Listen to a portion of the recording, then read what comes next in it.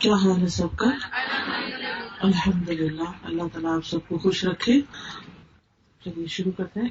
نحمده ونصلی علی رسولہ الکریم، اما بعد فاعوذ باللہ من الشیطان الرجیم. بسم اللہ الرحمن الرحیم. رب اشرح لی صدری ویسر لی امری واحلل عقدۃ من لسانی یفقہوا قولی. اللہ سبحانہ و تعالیٰ کا بہت زیادہ احسان اور شکر ہے ہم پر، جس نے ہمیں مسلمان بنایا اور ہمیں اس بات کی سمجھ دی کہ ہم اللہ کے بندے ہیں، انسانوں کے بندے نہیں. اللہ ہی ہمارا رب ہے، اسی نے ہمیں پیدا کیا ہے، وہی ہمیں رزق دینے والا ہے. مرنے کے بعد ہم نے اسی کے حضور حاضر ہونا ہے، اور جب ہم اس سے ملاقات کریں گے تو وہ ہم سے یہ پوچھے گا کہ ہم نے کیا کیا، دنیا میں کیا کر کے آئے ہیں. وہ یہ نہیں پوچھے گا کہ تم نے کتنا کمایا، تمہارا گھر کیسا تھا، تمہارے بچے قابل کتنے تھے. نہیں، وہ ہم سے پوچھے گا کہ تم کتنے اچھے انسان تھے اور تمہارا عمل کیا ہے. تو ہم سب کو بھی فکر اسی بات کی ہونی چاہیے کہ ہم اپنے اعمال کو درست کریں، اپنے کاموں کو اللہ کی مرضی کے مطابق کریں، اور جو بھی نیک عمل کریں اسی کی رضا کے لیے اور اسی کی خوشی کے لیے کریں. وہاں پر کسی نے بھی کام نہیں آنا، نہ ہی ہمارے ماں باپ ہمارے کام آئیں گے. دنیا میں تو یہ ہوتا نا، کوئی دکھ تکلیف ہو تو ماں باپ آ جاتے ہیں، لیکن وہاں ایسا نہیں ہوگا. اسی طرح نہ ہی وہاں ہمارے بچوں نے کام آنا ہے، نہ بہن بھائیوں نے کام آنا ہے، نہ جو دین کے بزرگ ہیں انہوں نے کام آنا ہے. وہ ہر کوئی جو نیک ہے نا، وہ اپنے لیے نیک ہے، وہ اپنی نیکی کر کے کسی اور کو نہیں دے رہا. اب آپ قیامت کے دن یہ نہیں کریں گے کہ اللہ جو نمازیں میں نے پڑھی ہیں نا وہ آپ میرے بچے کو دے دیں کہ کوئی یہ نمازی نہیں تھا اور اس کو جہنم میں نہ ڈالے، مجھے ڈال دیں. کریں گے کوئی ایسا؟ کوئی بھی ایسا نہیں کرے گا. تو کون سا بزرگان دین میں سے ایسا ہوگا کہ جو کہے کہ میری نیکیاں ان لوگوں کو دے دیں اور ان کے گناہ میں لے لیتا ہوں؟ کوئی سودا کرے گا ایسا؟ کوئی بھی نہیں کرے گا. اس لیے ہم سب کو اپنے اعمال کی فکر کرنی چاہیے. آج میں چند اعمال کا ذکر کروں گی جو دیکھنے میں تو بہت چھوٹے ہیں، آسان ہیں، لیکن ان کا اجر بہت بڑا ہے، اجر بڑا ہے. تو اس لیے ان اعمال کی آپ نے پابندی کرنی ہے. سب سے پہلی چیز، پاک صاف ہونے کے لیے وضو کرنا. نماز کے لیے وضو، ویسے اگر ہو سکے تو دن میں جتنا بھی وضو رکھ سکے.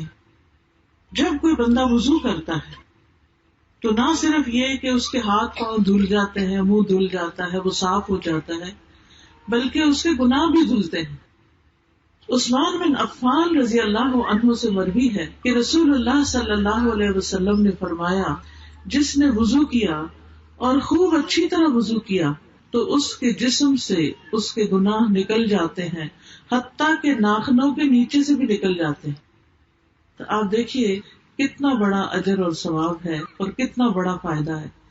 اس لیے جب آپ اگلی دفعہ وضو کریں گے تو شوق سے کریں، اپنے اعضاء مل کے کریں، اور یہ سوچیں کہ یہ اوپر سے بھی صاف ہو رہا ہے اور یہ اندر سے بھی صاف ہو رہا ہے، باہر بھی صاف ہو رہا ہے اور اندر بھی صاف ہو رہا ہے. یہ تو ہے دنیا کا فائدہ. قیامت کے دن کیا ہوگا؟ رسول اللہ صلی اللہ علیہ وسلم نے فرمایا، میری امت کے لوگ قیامت کے دن بلائے جائیں گے جبکہ وضو کے نشانات کی وجہ سے ان کی پیشانیاں اور ہاتھ پاؤں چمک رہے ہوں گے. تو جو کوئی تم میں سے اپنی چمک بڑھانا چاہے اس کو بڑھا لے. یعنی قیامت کے دن محمد صلی اللہ علیہ وسلم کی امت جو ہے اس کی پہچان ہی اس کا وضو ہوگا. وضو کی وجہ سے وہ چمک رہے ہوں گے اور سارے لوگوں کے مقابلے میں الگ ہی ہوں گے.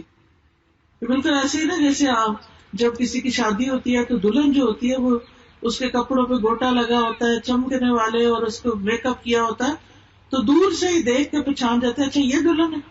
کوئی یہ تھوڑی کرتا ہے کہ شادی پہ آئے اور اسے کہے کہ اچھا دلہن کون ہے، مجھے تو پتہ ہی نہیں. اس کے رنگ روپ، اس کے کپڑوں، اس کے چمک دمک کی وجہ سے اس کی خوبصورتی کی وجہ سے ہر کوئی پہچان لیتا ہے. اسی طرح جو لوگ دنیا میں وضو کرتے ہیں وہ قیامت کے دن پہچان لیے جائیں گے اور ان کا رب ان سے راضی ہوگا. پھر اسی طرح وضو کرنے کے بعد دعا پڑھنی چاہیے، اور وہ جو دعا ہے نبی صلی اللہ علیہ وسلم نے خود سکھا دی ہے، بہت ہی آسان دعا ہے. عقبہ بن عامر سے روایت ہے، وہ کہتے ہیں کہ ہمارے ذمے اونٹ چرانے کا کام تھا. ہم دیہاتی لوگ تھے، اونٹ چراتے تھے. میری باری آئی تو میں شام کے وقت ان کو چرا کر واپس لایا تو میں رسول اللہ صلی اللہ علیہ وسلم کو دیکھ رہا ہوں کہ آپ کھڑے ہو کر لوگوں کو کچھ بتا رہے ہیں. تو میں بھی سننے کے لیے کھڑا ہو گیا. مجھے آپ کی یہ بات سننے کو ملی کہ جو بھی مسلمان وضو کرتا ہے اور اچھی طرح وضو کرتا ہے پھر کھڑے ہو کر اپنے دل اور چہرے کی توجہ کے ساتھ 2 رکعت نماز پڑھتا ہے تو اس کے لیے جنت واجب ہو جاتی ہے. کوئی مشکل کام نہیں، کوئی مشکل نہیں. کہتے ہیں میں نے کہا کیا خوب بات ہے، یہ کتنی اچھی بات ہے جو آپ نے بتائی ہے. تو میرے سامنے ایک کہنے والا کہنے لگا اس سے پہلے والی بات اس سے بھی زیادہ اچھی تھی. میں نے دیکھا کہ وہ کون ہے یہ جو کہہ رہے ہیں، تو وہ عمر رضی اللہ عنہ تھے. انہوں نے کہا میں نے دیکھا ہے تم ابھی آئے ہو، تمہیں نہیں پتا جو پچھلی بات گزر گئی ہے. آپ صلی اللہ علیہ وسلم نے اس سے پہلے فرمایا تھا تم میں سے جو شخص بھی وضو کرے اور اپنے وضو کو پورا کرے یا خوب اچھی طرح وضو کرے، یعنی یہ نہیں کہ کچھ حصہ خشک رہ جائے اور کچھ ایسے بس جلدی جلدی نہیں، اچھی طرح مل کے دھونا چاہیے. پھر یہ کہے اشہد ان لا الہ الا اللہ وان محمدا عبد اللہ ورسولہ، میں گواہی دیتا ہوں کہ اللہ کے سوا کوئی معبود نہیں اور محمد صلی اللہ علیہ وسلم اس کے بندے اور اس کے رسول ہیں، تو اس کے لیے جنت کے 8 دروازے کھول دیے جاتے ہیں. یعنی آپ سوچئے کہ یہ کوئی مشکل کام ہے، کچھ بھی مشکل نہیں. لیکن کتنے لوگ ہیں جو وضو میں سستی کر کے پھر نماز بھی نہیں پڑھتے، ہائے وضو کرنا پڑے گا، خاص طور پر سردیوں میں.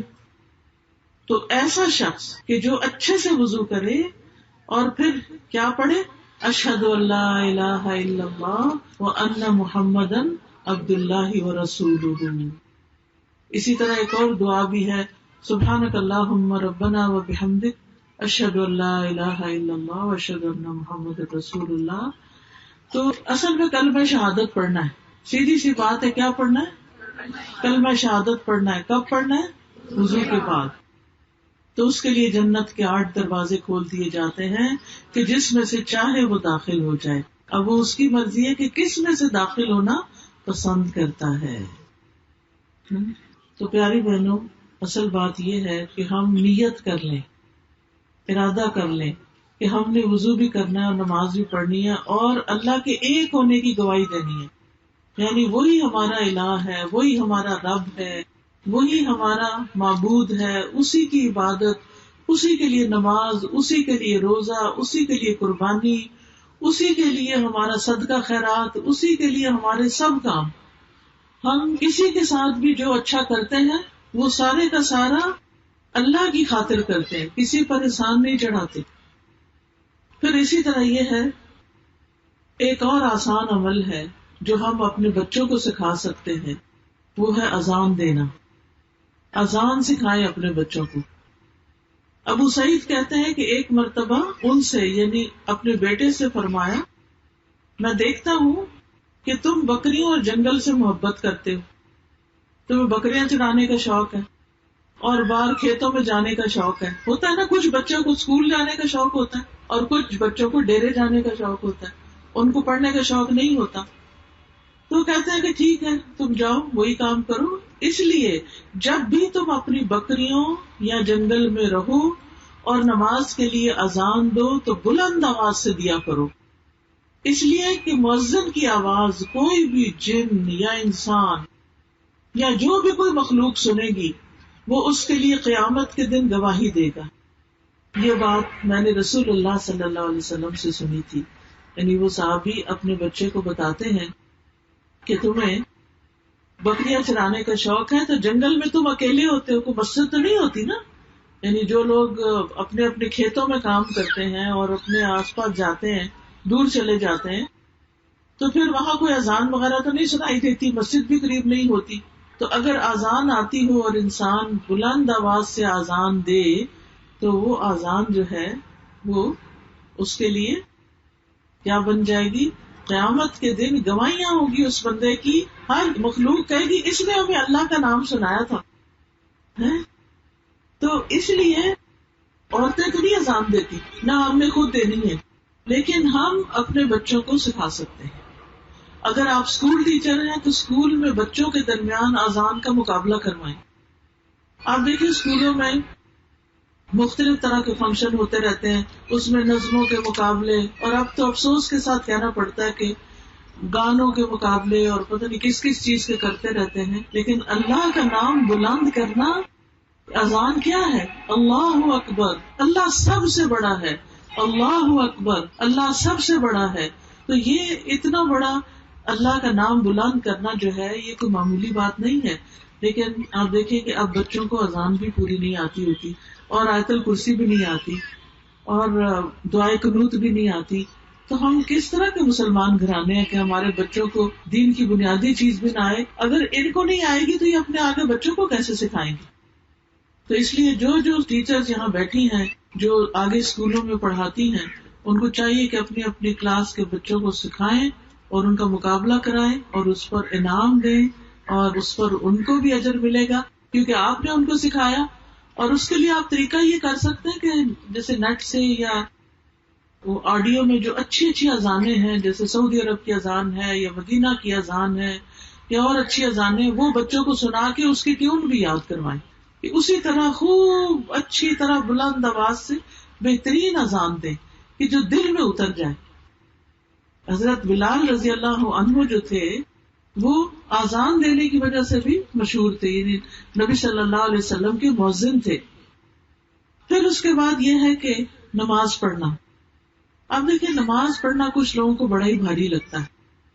نماز بہت بڑی چیز ہے، لیکن ان لوگوں پہ بالکل بھاری نہیں جو اللہ سے ڈرتے ہیں، ان کے لیے آسان چیز ہے.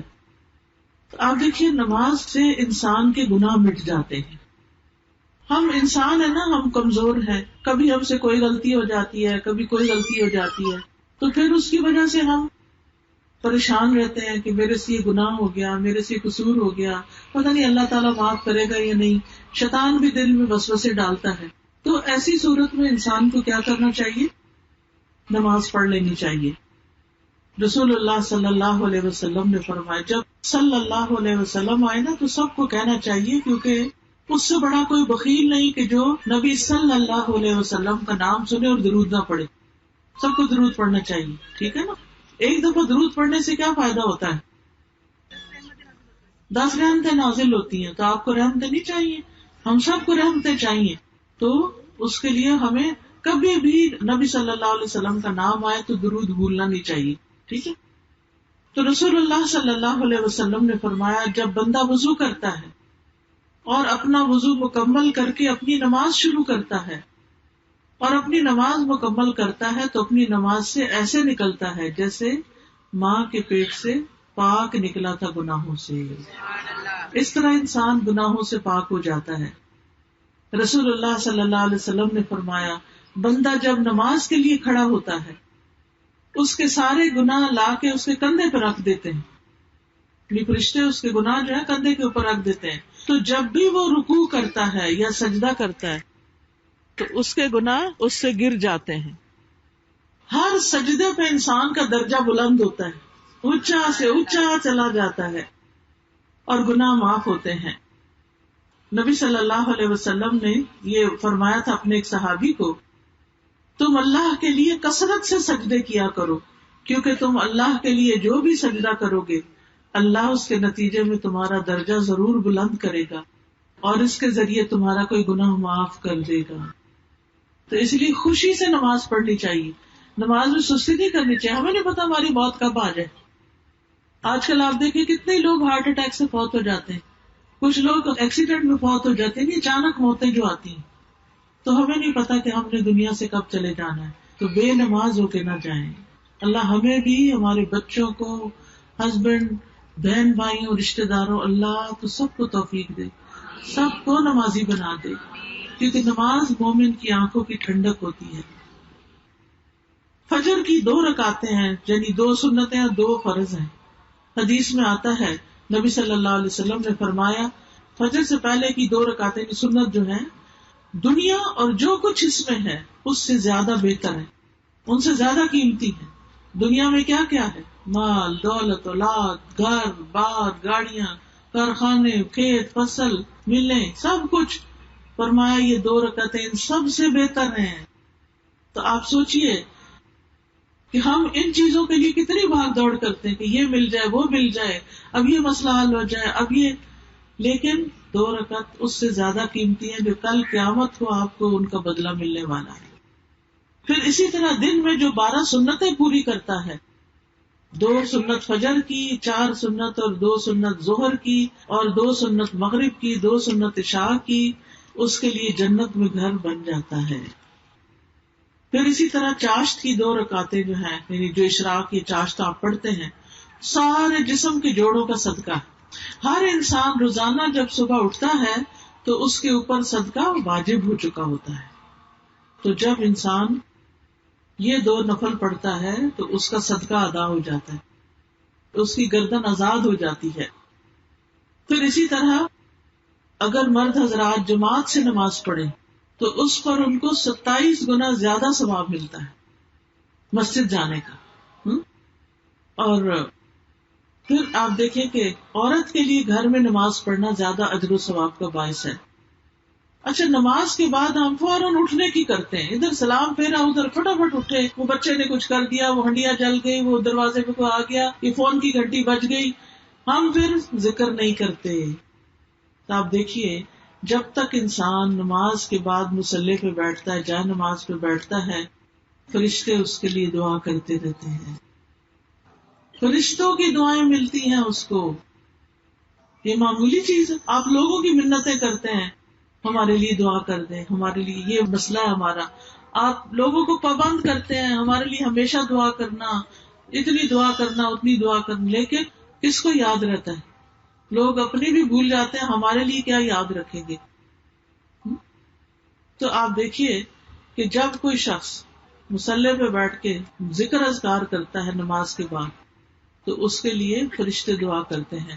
نبی صلی اللہ علیہ وسلم نے فرمایا جب تک تم اپنے مصلی پر جہاں تم نے نماز پڑھی تھی بیٹھے رہو اور ہوا خارج نہ کرو، یعنی وضو نہ ٹوٹے، تو فرشتے دعا کرتے رہتے ہیں، کہتے ہیں اے اللہ اس کو بخش دے، اے اللہ اس پر رحم فرما۔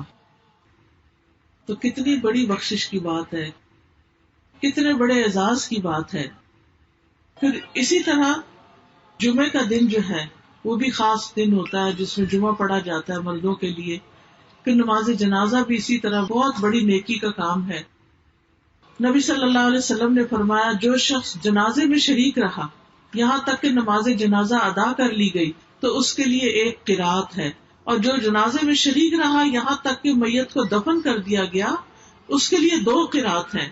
پوچھا گیا 2 قرات کا کیا مطلب ہے کہ اتنا ثواب ملے گا؟ فرمایا 2 بڑے پہاڑوں کی طرح۔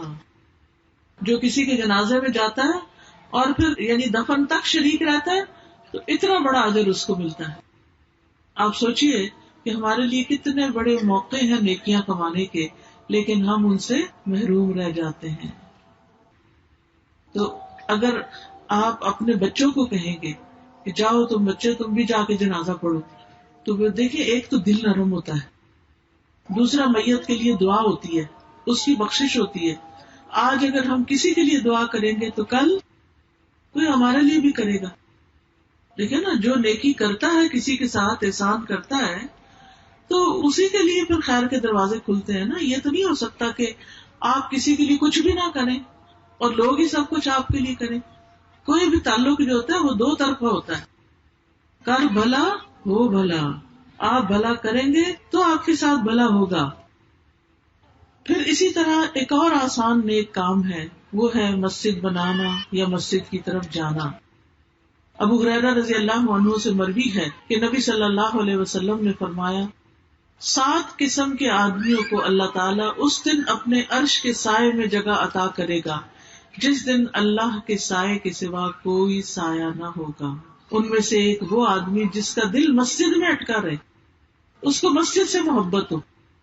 یہ محبت آپ اپنے بچوں کے، مردوں کے دلوں میں پیدا کریں کہ دیکھیں قیامت کے دن جب سورج سوا نیزے پہ ہوگا، دھوپ ہی دھوپ ہوگی ہر طرف، ایسے لوگ جن کو مسجدوں سے محبت ہے ان کے اوپر سایہ آ جائے گا.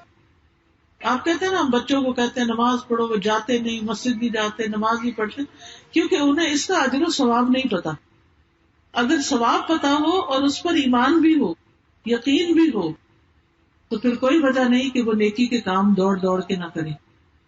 پھر اسی طرح مسجد جاتے ہوئے ہر قدم پہ ایک گناہ معاف ہوتا ہے، ہر قدم پہ نیکی لکھی جاتی ہے، چاہے وہ جائیں چاہے وہ واپس آئیں.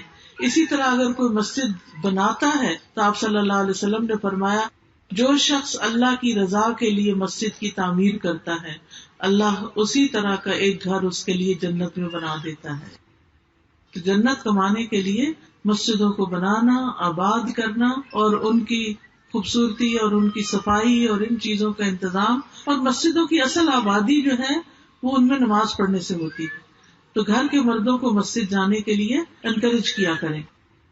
اسی طرح ایک اور عمل ہے اور وہ ہے روزہ رکھنا. فرض روزوں کا بھی بڑا ثواب ہے اور نفل روزوں کا بھی بڑا ثواب ہے. جس کو ہمت، توفیق ہو، صحت ہو، اسے ضرور اس کا اہتمام کرنا چاہیے. ابو سعید خدری رضی اللہ عنہ کہتے ہیں کہ میں نے نبی صلی اللہ علیہ وسلم کو فرماتے ہوئے سنا، جو شخص اللہ کی راہ میں ایک دن کا روزہ رکھے گا، اللہ اس کے چہرے کو دوزخ کی آگ سے 70 سال کے فاصلے پہ دور کر، اتنا دور کر دے گا اللہ تعالیٰ آگ کو اس سے، یعنی آگ اس کے چہرے کو نہیں لگ سکے گی. اللہ کی خاطر روزہ رکھنا. پھر اسی طرح ہر مہینے کے 3 روزے ساری عمر کے روزوں کے برابر اجر ہے. ہر مہینے 3 روزے انسان رکھ لے، اور یہ 3 روزے خاص طور پر 13، 14 اور 15 چاند کی تاریخیں جو ہوتی ہیں ان میں رکھنا زیادہ اجر کی بات ہے. پھر عرفہ کے دن روزہ رکھنا 2 سال کے گناہوں کی معافی کا ذریعہ بنتا ہے. پھر اسی طرح ایک اور نیک عمل ہے صدقہ خیرات کرنا. صدقہ خیرات جو ہے، ایک چیز کو اللہ کے راستے میں خرچ کرتا ہے تو اس کا 10 گنا سے لے کے 700 گنا تک اجر ملتا ہے. رسول اللہ صلی اللہ علیہ وسلم نے فرمایا، جس نے اللہ کی راہ میں کوئی چیز خرچ کی، اور اللہ کی راہ میں کرنے کا مطلب یہ کہ اللہ کے دین کے لیے خرچ کی، اس کا اجر 700 گنا لکھا جاتا ہے. یعنی جیسے ابھی مسجد بنانے کی بات تھی، یا کوئی عمرے حج پہ جا رہا ہے اس کو دینا، یا پھر کوئی مدرسہ بنوانا، مدرسے میں تعلیم کا انتظام کرنا، جو بچے آ رہے ہیں ان کی کتابوں کا انتظام کرنا، یا پھر ٹرانسپورٹ کا انتظام کرنا، یہ سب فی سبیل اللہ میں صدقہ خیرات ہے. پھر اسی طرح صدقہ کرنے سے فرشتوں کی دعائیں ملتی ہیں. اللہ کے راستے میں ایک جوڑا خرچ کرنے سے، یعنی 2 چیزیں، مثلا پانی کی 2 بوتلیں، کپڑے کے 2 جوڑے، اس طرح کر کے 2 چیزیں خرچ کرنے سے ثواب کتنا ہوتا ہے.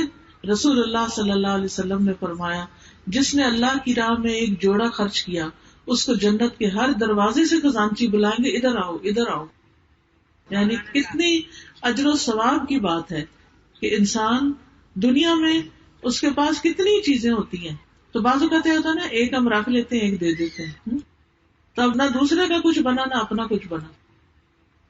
تو اس میں مثلا صرف قمیص دینے کی بجائے، یا کہ صرف شلوار دینے کی بجائے قمیص شلوار کا جوڑا بنا کے دیں، یا ایک بکری، مثلا ایک نر بکری ایک مادہ بکری ہے تو ایک بکری دینے کی بجائے 2 بکریاں دیں، 2 مرغیاں دیں، ایک مرغا ایک مرغی. تو اس سے کیا فائدہ ہوگا، وہ اور زیادہ ان کے آگے چیزیں بڑھتی جائیں گی اور ان کو زیادہ فائدہ ہوگا. اگر ایک جوڑا بکری کا دیں گے تو ان کے بچے پیدا ہوں گے تو ان کے غریبوں کا کچھ بن جائے گا. لیکن دیتے ہوئے احسان نہیں جتانا چاہیے، دکھاوا نہیں کرنا چاہیے. دیتے ہوئے دائیں ہاتھ سے بندہ دے تو بائیں کو پتہ نہ ہو، چھپا کے دینا چاہیے، صرف اللہ کی خاطر. مجھے یا اللہ میں نے تیرے لیے دیا ہے، مجھے کسی انسان سے کچھ نہیں لینا دینا، میں نے صرف تجھ سے اس کا اجر لینا ہے. آپ دیکھیں کہ اللہ کے خزانے کتنے بڑے، پھر جو اجر وہ دے گا وہ کوئی اور دے ہی نہیں سکتا. حدیث میں آتا ہے کہ اللہ کے دونوں ہاتھ بھرے ہوئے ہیں اور جب سے زمین و آسمان بنے وہ خرچ کر رہا ہے اور اس میں رتی برابر بھی کمی نہیں ہوئی، وہ دے سکتا ہے. پھر ایک اور عمل یہ ہے ہر وقت ذکر کرنا، اللہ کا ذکر اذکار کرنا. دیکھیں یہ چھوٹی چھوٹی نیکیاں ہیں جن کے کرنے میں کچھ مشکل نہیں ہوتی، لیکن انسان اپنے آخرت کے لیے تیاری کر رہا ہوتا ہے اور وہاں کے لیے اپنے خزانے بھر رہا ہوتا ہے. نبی صلی اللہ علیہ وسلم نے فرمایا 2 کلمات ایسے ہیں جو زبان پہ بڑے ہلکے ہیں، میزان میں بڑے بھاری ہیں اور رحمان کو بڑے پیارے ہیں، اور وہ ہے سبحان اللہ و بحمدہ سبحان اللہ العظیم. پڑھیے سب، سبحان اللہ و بحمدہ سبحان اللہ العظیم. پھر پڑھیے سبحان اللہ و بحمدہ سبحان اللہ العظیم، سبحان اللہ و بحمدہ سبحان اللہ العظیم، سبحان اللہ و بحمدہ سبحان اللہ العظیم. شاباش. پھر اسی طرح جنت کا خزانہ ہے لا حول ولا قوت الا باللہ، لا حول ولا قوت الا باللہ، لا حول ولا قوت الا باللہ. اسی طرح ایک بار سبحان اللہ پڑھنے سے اور الحمدللہ پڑھنے سے زمین اور آسمان نیکیوں سے بھر جاتا ہے. اس لیے کوئی کام کر رہے ہوں، آپ کھانا پکا رہے ہیں، گھر کی صفائی کر رہے ہیں، کپڑے دھو رہے ہیں، زبان تو خالی ہے نا، تو آپ پڑھتے رہیں سبحان اللہ سبحان اللہ سبحان اللہ الحمدللہ الحمدللہ الحمدللہ، پڑھتے جائیں پڑھتے جائیں پڑھتے جائیں. کیا مشکل ہے کوئی مشکل؟ کیا رکاوٹ ہے؟ کوئی رکاوٹ نہیں. ٹھیک ہے نا. پھر اسی طرح 100 بار سبحان اللہ و بحمدہ کہنے سے سارے گناہ معاف ہو جاتے ہیں. ابو ہریرہ رضی اللہ عنہ سے روایت ہے کہ رسول اللہ صلی اللہ علیہ وسلم نے فرمایا جو شخص 100 بار سبحان اللہ و بحمدہ کہے اس کے گناہ معاف ہو جائیں گے اگرچہ سمندر کی جھاگ برابری کیوں نہ ہو. پڑھیے سبحان اللہ و بحمدہ سبحان اللہ و بحمدہ سبحان اللہ و بحمدہ سبحان اللہ و بحمدہ سبحان اللہ و بحمدہ. اسی طرح جو بندہ 100 دفعہ یہ کلمہ پڑھے دن میں لا الہ الا اللہ وحدہ لا شریک لہ لہ الملک و لہ الحمد وہو علی کل شیء قدیر، تو اس کو 10 غلام آزاد کرنے کے برابر ثواب ملے گا. 100 نیکیاں اس کے نامہ اعمال میں لکھی جائیں گی، 100 برائیاں مٹا دی جائیں گی. وہ سارا دن شیطان سے محفوظ رہے گا. کوئی شخص اس سے بہتر عمل لے کر نہیں آئے گا. ہاں جو اس سے بھی زیادہ اس کو پڑھے اس کا عمل اور زیادہ ہے. پھر ایک بار درود شریف پڑھنے سے 10 رحمتیں ملتی، اور جمعے کے دن خاص طور پر زیادہ درود پڑھنا چاہیے. ہر کام شروع کرنے سے پہلے بسم اللہ پڑھنے سے انسان اللہ کی پناہ میں آ جاتا ہے، شیطان سے محفوظ ہو جاتا ہے. پھر رات کو سوتے وقت کیا پڑھنا چاہیے؟ 33 بار سبحان اللہ، 33 بار الحمدللہ، 34 بار اللہ اکبر. آپ کی انشاءاللہ صحت اچھی رہے گی، طاقت رہے گی، تھکاوٹ دن بھر کی اتر جائے گی، نیند بھی اچھی آئے گی. رات کو جب آنکھ کھلے تو اس وقت بھی پڑھے لا الہ الا اللہ وحدہ لا شریک لہ لہ الملک و لہ الحمد وہو علی کل شیء قدیر الحمدللہ وسبحان اللہ ولا الہ الا اللہ واللہ اکبر ولا حول ولا قوۃ الا باللہ. پھر نماز کے بعد تسبیحات پڑھنے سے گناہ معاف ہو جاتے ہیں. ہر نماز کے بعد آیت الکرسی پڑھنے سے جنت میں داخلہ ملتا ہے. پھر اسی طرح اذان کے بعد دعا کرنے سے دعا قبول ہوتی ہے. کھانا کھا کر دعا کرے انسان تو بھی بندے کے گناہ معاف ہوتے ہیں. تو ہمیں ذکر کرنا چاہیے. یہ ایک چھوٹا سا کارڈ ہے ذکر الہی، اس میں مختلف ذکر یہ جو میں نے آپ کو بتائے ہیں یہ لکھے ہوئے ہیں، اور یہ بھی بتایا ہے کہ مثلاً 1 منٹ میں آپ کتنی دفعہ پڑھ سکتے ہیں. تو بعض اوقات ایسا ہوتا ہے نا ہاتھ بندے بھی ہوتا نہیں گن سکتے، لیکن آپ ٹائم دیکھ سکتے ہیں اچھا 5 منٹ ہو گئے، اس کا مطلب میرا 100 پورا ہو گیا. پھر اگر کوئی بیمار ہے تو پوچھتے ہیں لوگ بیمار ہے کیا پڑھے، تو اس کے لیے یہ آیات شفا ہیں قرآن سے، نبی صلی اللہ علیہ وسلم نے جو بیماری کے نسخے بتائے ہیں. پھر گناہ جو ہوتے ہیں نا وہ ہمارے کاموں میں رکاوٹ ڈال دیتے ہیں، تو گناہوں کی معافی کے لیے یہ استغفار کا کارڈ ہے. پھر اسی طرح ہمیں کبھی خوف آتا ہے، پریشانیاں رہتی ہیں، پتہ نہیں ہمارا کیا بنے گا، پتہ نہیں یہ کام ہوگا نہیں ہوگا، تو یہ رات بھر حفاظت کے لیے، دشمنوں وغیرہ سے، ہر قسم کے شر سے بچنے کے لیے، دشمن کے شر سے بچنے کے لیے یہ کارڈ ہے حفاظت کی دعاؤں کا. تو یہ اس میں سے دیکھ کے پڑھ لیں، اپنے بیگ میں بھی رکھ لیں، جہاں موقع ملے اپنا پڑھ لیں. اسی طرح کچھ لوگوں کو ڈپریشن ہوتا ہے، دل پریشان رہتا ہے ہر وقت، تو ان کو تسبیحات بہت پڑھنی چاہیے. تو یہ کارڈ اگر آپ کے پاس ہو تو ہر روز بیٹھ کے یہ تسبیحات پڑھ لیں، انشاءاللہ آپ کا ڈپریشن دور ہو جائے گا. پھر اسی طرح ایک کہانیوں کی کتاب ہے حسن انجام. یہ کچھ لوگوں کے زندگی کے آخری لمحات کے بارے میں لکھا ہوا ہے کہ ان کی موت کیسے آئی، اچھے لوگوں کی موت کیسے آئی یا ویسے کس طرح آئی. اس سے بڑا سبق ملتا ہے. یہ اگر کتاب آپ کے پاس ہو تو آپ اپنے بچوں کو بھی یا بزرگوں کو پڑھ کے بھی سنا سکتے ہیں، اور اس سے ان کی آخرت کی تیاری میں آسانی ہوگی. پھر صدقہ خیرات کے کتنے فائدے ہیں، یہ کتاب اس کے بارے میں ہے. انسان جب علم حاصل کرتا ہے تو اس کو شوق آتا ہے کہ میں اور بھی کام کروں. جب علم نہیں ہوتا نا تو موٹیویشن نہیں ہوتی. اسی طرح سونے جاگنے کے آداب ہیں کہ سوتے وقت کیا پڑھیں، رات کو کیا کیا کام کریں. پھر ہر طرح کی دعائیں آپ کو مل جائیں گی اس کتاب میں. دعا کیجیے کے اندر وہ آپ اپنی اولاد کے لیے، ماں باپ کے لیے، جس کے لیے دعائیں کرنا چاہیں. تو یہ کتابوں کا سٹال لگا ہوا ہے. اس کے بعد انشاءاللہ جب درس ختم ہو جائے تو اپنے لیے بھی لیں اور اپنے رشتہ داروں کے لیے، کسی کی شادی ہو اس کو تحفہ دیں، اپنے بچوں کو دیں. اب یہ جو فی سبیل اللہ میں نے صدقہ کہا تھا نا، وہ یہی ہوتا ہے کہ کسی کو ایک اچھی کتاب خرید کے دیں، صدقے کا صدقہ، اور جب تک وہ پڑھے گا اس کا اجر آپ کو بھی ملے گا انشاءاللہ. پھر ایک اور آسان عمل ہے اور وہ ہے تلاوت قرآن. قرآن برکت والی کتاب ہے. ایک ایک حرف پر 10 نیکیاں ملتی ہیں. ہر روز اپنا کچھ حصہ مقرر کر لیں اور اس کو نہ چھوڑیں. پھر اسی طرح اگر آپ اٹک اٹک کے بھی پڑھتے ہیں تو پڑھتے رہیں، دگنا ثواب ملے گا. اور اٹکنا بند بھی کر دیں گے کیونکہ زبان میں روانی آ جائے گی. پھر تلاوت قرآن سے سکینت ملتی ہے، رحمت ملتی ہے. پھر سورۃ البقرہ اگر پڑھیں تو شیطان سے نجات کا ذریعہ. کچھ لوگوں کو جن جادو وغیرہ کی شکایت ہو جاتی ہے تو گھروں میں سورۃ البقرہ پڑھا کریں. آپ نے فرمایا تم اپنے گھروں کو قبرستان نہ بناؤ، کیونکہ شیطان اس گھر سے بھاگ جاتا ہے جس گھر میں سورۃ البقرہ کی تلاوت کی جاتی ہے. پھر اسی طرح سورۃ الکافرون پڑھنے سے شرک سے برات لکھی جاتی ہے. 10 بار سورۃ الاخلاص پڑھنے سے جنت میں محل بنتا ہے. ہم جیسے یہاں سے گھر جا رہے ہیں، گاڑی میں بیٹھے ہوئے چپ کر کے بیٹھے، نہیں چپ کر کے نہیں بیٹھے، انگلیوں پہ 10 دفعہ گن کے قل ہو اللہ پڑھ لیں. بلکہ اپنی عادت ہی بنا لیں کہ جب گاڑی میں بیٹھے 10 دفعہ قل ہو اللہ پڑھ لیں. اللہ نہ کرے کوئی ایکسیڈنٹ ہو، کچھ ہو، تو اللہ اپنی رحمت سے ڈھانپ لے گا انشاءاللہ. پھر اسی طرح ایک اور اچھی بات یہ ہے کہ انسان اللہ سے اپنا تعلق جوڑے، اللہ کو سب کچھ سمجھے، سب سے زیادہ اس سے محبت کرے.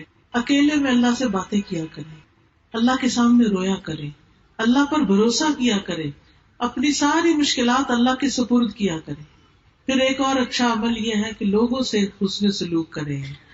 والدین کے ساتھ نیکی کرنے پہ جنت ملتی ہے. شوہر کی بات مانے، شوہر کے ساتھ حسن سلوک کرے. حدیث میں آتا ہے جو عورت 5 وقت نماز پڑھے، رمضان کے روزے رکھے، اپنی شرمگاہ کی حفاظت کرے اور اپنے شوہر کی اطاعت کرے، اس سے کہا جائے گا کہ وہ جنت کے جس دروازے سے چاہے داخل ہو جائے. عورتوں کے لیے کتنی بڑی خوشخبری ہے. لیکن اس میں کیا ہے کہ اپنے شوہر کی بات مانے. الا یہ کہ کوئی وہ حرام کام کہے وہ اور بات ہے، لیکن جو جائز بات وہ کہتے ہیں ان کی بات سنیں، ان کے ساتھ اچھا معاملہ کرے. پھر بیٹیوں کے ساتھ اچھا سلوک کرے. ویسے بھی بیٹیاں مہمان ہی ہوتی ہیں، چلی جاتی ہیں اپنے گھروں میں، تو جب تک ہیں ان کو تانے نہ دیتے رہیں، ان کو ہر وقت ڈانٹ ڈپٹ نہ کریں، ان سے اچھا سلوک کرے. جو اچھا سلوک کرے گا ان سے، وہ آگ سے اوٹ بن جائیں گی، ماں باپ کو جہنم میں نہیں جانے دے گی. پھر رشتہ داروں سے اچھا سلوک کرے، اس سے رزق میں اضافہ ہوتا ہے. پھر یتیم کی کفالت کرے. اگر اپنا کوئی رشتہ دار یتیم ہے تو اس کا خرچہ اٹھا لے. اگر گھر میں رہتا ہے تو اس کی تعلیم کا اور تربیت کا انتظام کرے.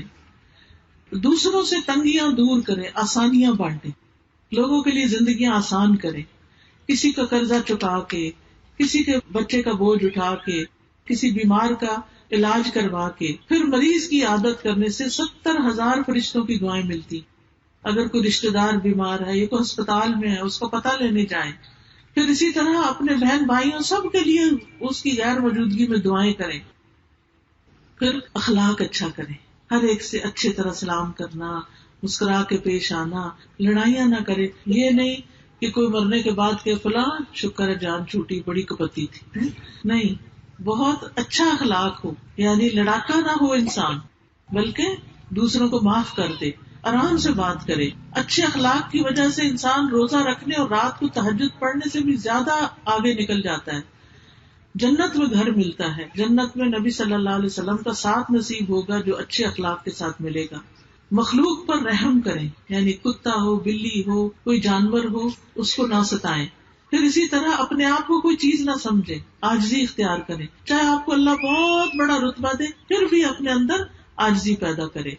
پھر اسی طرح غصے کو کنٹرول میں کریں، اپنی زبان کی حفاظت کریں، یعنی زبان سے کوئی گالی گلوچ نہیں، کوئی جھوٹ نہیں، کوئی کسی کی غیبت نہیں، سوچ سمجھ کے بات کریں. بعض اوقات ہم تھوڑی سی 2-4 نیکیاں کر لیتے ہیں تو ہمیں سب میں خامیاں نظر آنے لگتی ہیں. ہم کہتے ہیں فلانا ایسا اور فلانا ایسا، جبکہ ہمیں اپنی فکر کرنی چاہیے. پھر اسی طرح کسی سے ملیں، ہاتھ ملائیں تو اس پر بھی اجر و ثواب ہے. سلام شروع میں کریں گے تو زیادہ ثواب ملے گا. لوگوں سے مطلب کے لیے دوستی نہ کریں، اللہ کی خاطر دوستی کریں، کیونکہ اللہ کی خاطر محبت کرنے والوں کے لیے عرش کا سایہ ہے. بچوں میں انصاف کریں، جائیداد جو ہے اس کو انصاف سے تقسیم کریں، بیٹیوں کو اس سے محروم نہ رکھیں. بیٹوں نے ہمیں جہنم سے نہیں بچانا. کوئی شخص ساری زندگی بھی نیک عمل کرے لیکن اگر وہ وراثت کی تقسیم میں ڈنڈی مارتا ہے تو اللہ کے یہاں سخت پکڑ ہوگی. پھر اسی طرح کوئی تکلیف دکھ ہو تو اس پر صبر کرے، اور پھر جو بھی نیکی کو کوئی موقع ہاتھ آئے، چاہے وہ رستے سے تکلیف دہ چیز ہی ہٹانا ہو، علم حاصل کرنے کے لیے نکلنا ہو، تھوڑا عمل ہو لیکن اس کو مسلسل کریں، تو یہ ساری نیکیاں کل آپ کے نامہ اعمال میں قبر میں آپ کے ساتھ ہوں گی، جہاں نہ آپ کے بچے ساتھ ہوں گے اور نہ ہی آپ کے رشتے دار ساتھ ہوں گے. اکیلے جانا ہے، سب نے جانا ہے نا. ہم نے قبرستان دیکھتے ہیں تو خیال نہیں آتا کہ کسی دن ہماری بھی ایسی قبر بنی ہوئی ہوگی اور پتہ نہیں اندر کیا گزرے گی. اس قبر کے لیے تیاری کریں، اور کسی نے وہاں نہیں آنا، خود ہی جانا ہے، اکیلے جانا ہے. قبر کیڑوں کا گھر ہے، قبر اندھیرے کا گھر ہے، وحشت کا گھر ہے. وہاں اعمال سے رونقیں ہوں گی، نیک اعمال اپنے ساتھ لے کر جائیں تو انشاءاللہ اللہ تعالیٰ بہترین مدد کرے گا. اللہ تعالیٰ ہمیں عمل کی توفیق عطا فرمائے اور ہم کسی کو بھی تکلیف، پریشانی اور دکھ دینے والے نہ ہوں. اس کے ساتھ ہی میں اپنا لیکچر ختم کرتی ہوں، لیکن یہ کہ اگر آپ کو کچھ کہنا ہے، کوئی بات کرنی ہے تو آپ اس وقت کر سکتے ہیں. کوئی سوال کرنا ہے تو کر سکتے ہیں، کیونکہ آپ کو پتا ہے کہ ہم رحیم یاد خان سے اس وقت آئے ہیں اور ہم نے واپس بھی جانا ہے، کچھ اور کام بھی ہے، تو میں ایک سے تو مل نہیں سکتی، مجھے یہاں سے پھر فوراً نکلنا ہوگا. اس وقت آپ کے پاس موقع ہے، جو آپ کے دل میں بات ہے آپ مجھ سے کر سکتے ہیں. اب آپ کا ٹائم ہے، ٹھیک. لیکن جب میں نکلنے لگوں تو مجھے راستے میں نہیں روکنا. وعلیکم السلام. جائز نہیں ہے، نہ وہ نہیں جائز. ہاں جی، گھر کی جائیداد میں بھی ہوتا ہے، فصلوں میں بھی ہوتا ہے، کانٹا زیور اس میں بھی ہوتا ہے. میت جو کچھ چھوڑ کے جاتی ہے اس سب میں ساری اولاد کا حصہ ہوتا ہے. ٹھیک ہے، ہاں جی. اس کو جیسے قرآن نے بتایا ہے جتنا حصہ، یعنی ایک لڑکے کو 2 لڑکیوں کے برابر حصہ ملے گا تو اس کے مطابق اس کو تقسیم کرنا چاہیے. جی، اور کوئی بات پوچھیے. ہاں جی، ہاں جی، فرمائیے. جائیداد میرے باپ کے نام سے کمائی تو میرے بھائیوں دی ہے، میرا حق ہے یا نہیں؟ جائیداد باپ کی تھی نا، اس میں آپ کا حق ہے. اب اگر بھائی اس میں کام کرتے ہیں تو وہ اپنے حصے کا حق لے سکتے ہیں، آپ کا نہیں لے سکتے. نام تو باپ پہ ہے. نہیں، باپ زندہ ہے، حیات ہے، بہت ہو گئے نا، تو اس کے بعد آپ کو حصہ ملا ہے. ہاں جی، نام تو میرے ہے، کمائی تو میرے بھائیوں دی ہے، لیکن اس میں سے آدھا یا کچھ حصہ آپ کو نہیں دیتے. وہ تو کچھ نہیں کہہ سکتے. میں اپنے طور سے کہہ نہیں ہے، میرا حق بنتا ہے. بالکل بنتا ہے، بالکل. چاہے وہ کمائی کرتے نہیں تو وہ اس کمائی کا آدھا حصہ لے لیں، ٹھیک ہے نا. جس طرح باہر والے نو دئی دا کام کرن واسطے، اسی طرح وہ بھی لے لیں. جی، بھائیوں کی کمائی کی ہے جائیداد. بھائی اچھا، یعنی باپ نے خود نہیں کمائی تھی، بھائیوں نے باپ کو دی تھی، دے دی تھی. ہاں تو وہ پھر باپ کی ہو گئی نا، ہاں جی، تو پھر جب وہ تقسیم ہوگی تو اس میں حصہ آئے گا، کیونکہ وہ باپ کی ہو گئی تھی. ساتھ آندہ پیا بھی مینوں دینا چاہیے یا نہیں؟ لے لیں، کیونکہ آپ کا حصہ بنتا ہے، کیونکہ انہوں نے کما کے کہا تھا باپ کو یہ آپ کا ہے، یہ کہا تھا نا، ہاں جی، تو باپ کو دے دیا. اب جب باپ فوت ہوا تو پھر وہ اولاد میں تقسیم ہوگی. ہاں جی. ٹھیک، اوکے. اور کوئی؟ جی آپ فرمائیے. ہاں جی.